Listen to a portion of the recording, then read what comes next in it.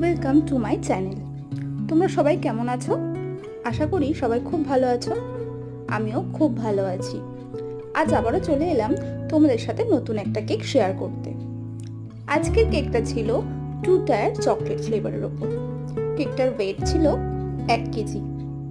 আমারই এক দাদা তার 5 বছরের মেয়ের জন্য অর্ডার করেছিল।